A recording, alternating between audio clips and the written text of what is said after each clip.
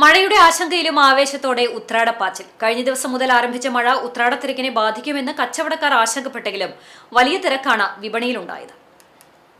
കുന്നംകുളം സമീപ പ്രദേശങ്ങളായ പോർക്കുളം, കാട്ടകാമ്പാൽ, ചൊവ്വന്നൂർ, ആർത്താറ്റ്, പഴഞ്ഞി, കാണിപ്പയ്യൂർ തുടങ്ങിയ ഗ്രാമാന്തരങ്ങളിൽ നിന്ന് പോലും ജനങ്ങൾ അവസാനവട്ട ഒരുക്കങ്ങൾക്കായി ഒഴുകിയെത്തിയതോടെ നഗരപാതകളെല്ലാം ജനസമുദ്രമായി മാറി.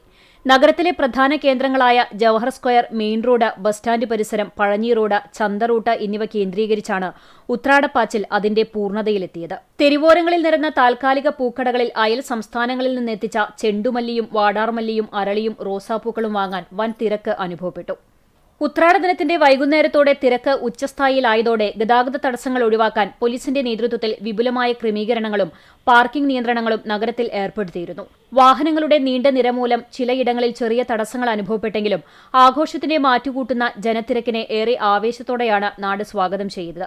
വഴിയോര കച്ചവടക്കാരുടെ ഉച്ചത്തിലുള്ള വിളിച്ചുപറച്ചിലുകളും കടകളിൽ നിന്ന് ഉയർന്നു കേൾക്കുന്ന മനോഹരമായ ഓണപ്പാട്ടുകളും ഒത്തുചേർന്നതോടെ കുന്നംകുളത്ത് ഉത്സവ പ്രതീതിയായി.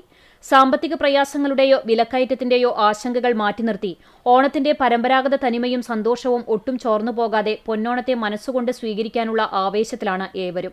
ഉത്രാടസന്ധ്യ മയങ്ങുന്നതോടെ നഗരത്തിലെ മാമാങ്ക സമാനമായ തിരക്കുകൾക്ക് താൽക്കാലിക ശമനമാകുമെങ്കിലും സ്നേഹത്തിന്റെയും ഐക്യത്തിന്റെയും സന്ദേശമോദിയെത്തുന്ന പൊന്നോണനാളിനെ വരവേൽക്കാൻ നാടും നഗരവും പൂർണ്ണമായും ഒരുങ്ങിക്കഴിഞ്ഞു.